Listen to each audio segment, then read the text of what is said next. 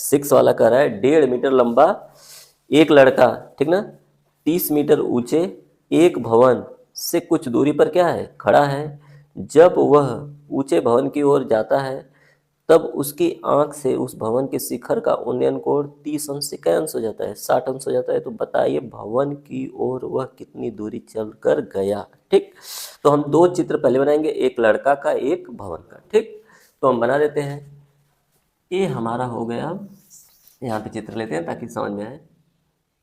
ये हो गया हमारा क्या, भवन, और ये क्या हो गया हमारा लड़का। बोलो कोई दिक्कत? बी से भवन को दर्शा देते हैं, यल से लड़का को। ठीक, कोई दिक्कत? तो ये हमारा भवन हो गया, ये हमारा लड़का हो गया। ठीक, तो ये इसके शिखर को ऐसे देख रहा है, ऐसे बेचारा क्या कर रहा है, देख रहा है। कोई दिक्कत? आंख से देख रहा है ना, यहां से मत मिला देना, ठीक ना। आंख से देख रहा है ना, तो आंख पे कोण बनाएंगे। तो यहां से जब ये बेचारा देख रहा है तो ये उन्नयन कोण कितने अंश का है,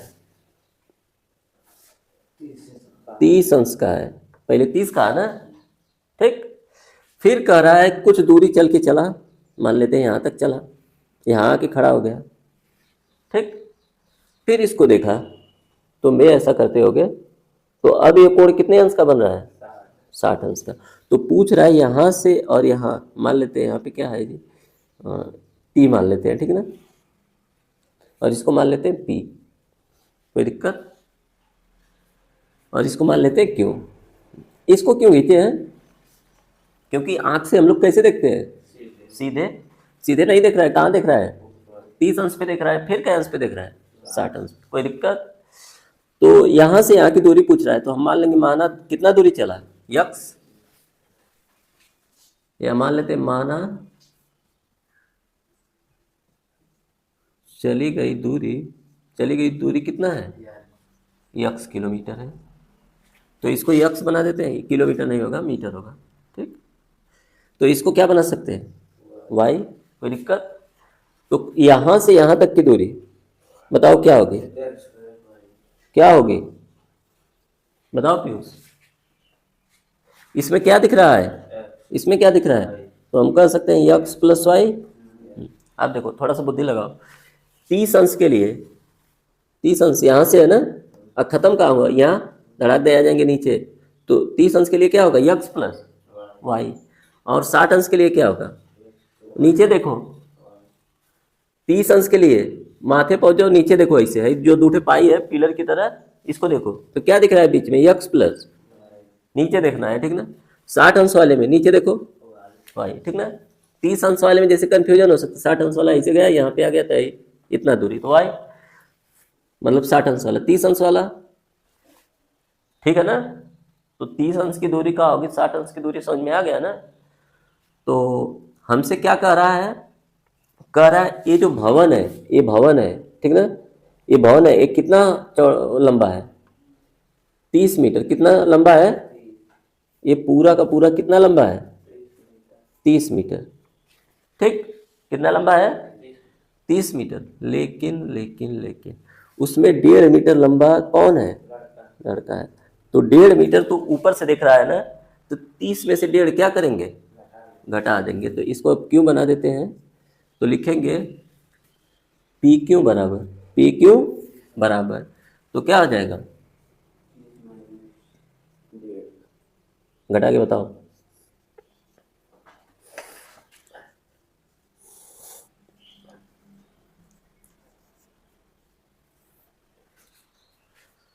ठीक है।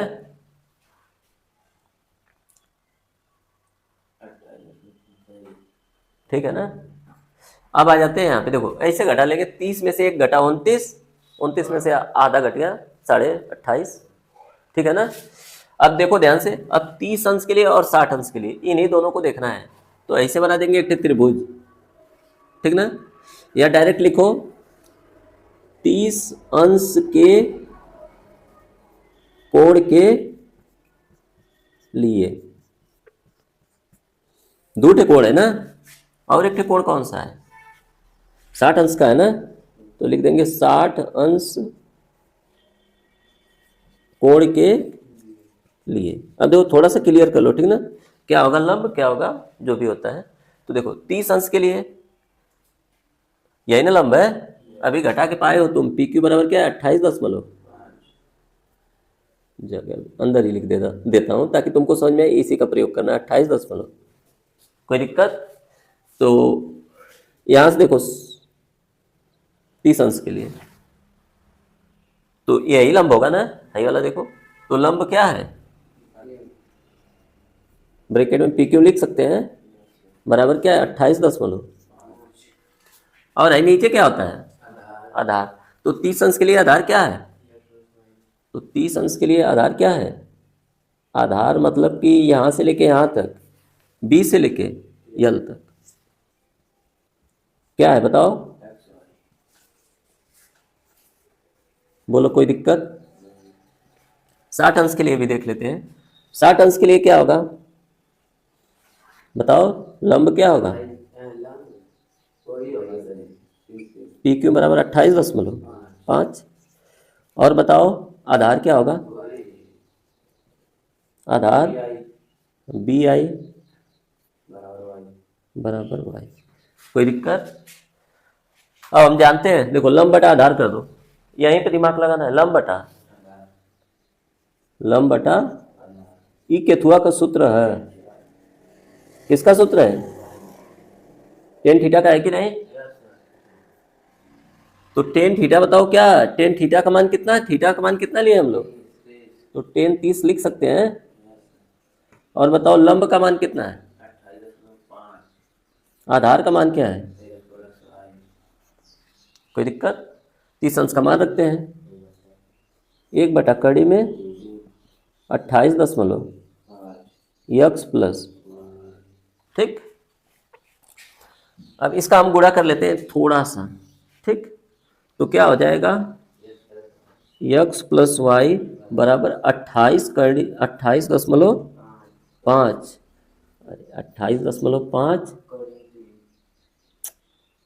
कड़ी में 3, ठीक। इसको समीकरण नंबर क्या बना देते हैं, 1, ठीक है ना। अब इसको हल कर लेते हैं थोड़ा सा, ये भी तो होगा लंब बटा, होगा कि नहीं,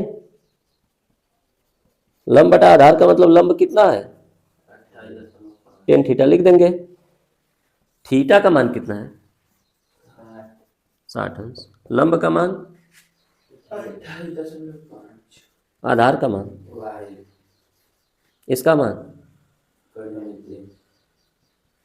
28.5 वाई, गुणा कर देते हैं, कड़ी में 3 वाई बराबर 28 होगा। अब यहाँ पे देखो, इसको क्या हम कर सकते हैं, वाई बराबर कर सकते हैं 28.5 बटा के कड़ी में, यहाँ तक कोई दिक्कत।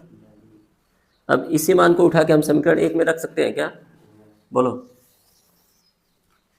रख सकते हैं क्या। तो हम लिखेंगे समीकरण 1 में y का मान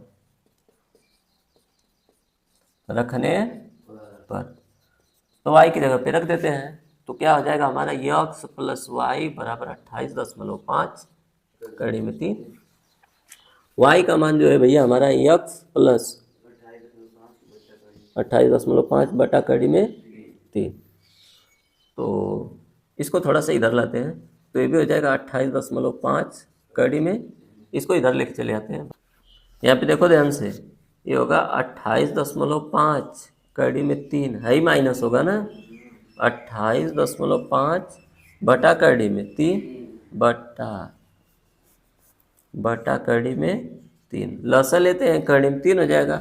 तो क्या मिलेगा, 28.5 कड़ी में 3 माइनस,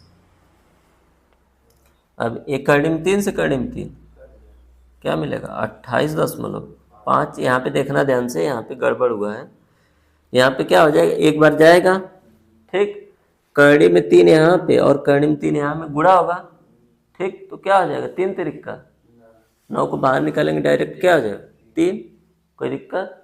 तो गुणे 3 हम कर सकते हैं क्या, तो अब तो लग ही गया है, घटा देते हैं। मैं इसमें से क्या कर रहा हूँ, 28.5 कॉमन ले रहा हूँ, मैं गुणा नहीं करूँगा। 28.5 मैं क्या कर ले रहा हूँ, दोनों में है तो 3 माइनस 1 और बटा के करड़ी में, तो यक्स बराबर हो जाएगा 28.5 बटा करड़ी में 3 गुणे, ठीक। इस तरह के गुणा करूँगा फिर दशमलव घटाना करूँगा, टाइम जाएगा। दोनों में सेम सेम है, कॉमन ले लेते हैं। अब इसको हल करते हैं थोड़ा सा, तो यक्स माइनस, तो गुणा करेंगे 5 दूना 10, 8 दूना 16, 1 17, 2 दूना 4, 1 5 और बटा करणी में 3। अब करणी में 3 नहीं रहना चाहिए, परमेयीकरण कर सकते हैं कि नहीं, तो इसको डायरेक्ट हम लिख सकते हैं यक्स मतलब कि गुणे करणी में 3 और गुणे करणी में 3 है। जब गुणा हो जाता है तो दशमलव के बाद 0 का कोई महत्व, तो यक्स बराबर 57 3 और बटा के इसको डायरेक्ट 3 लिख सकते हैं, 3 से काट दो, काट के 19 को पहाड़ा आवेला। यही हमारा आंसर है। तो देख लो, अगर कोई कन्फ्यूजन है तो वो भी बता दो।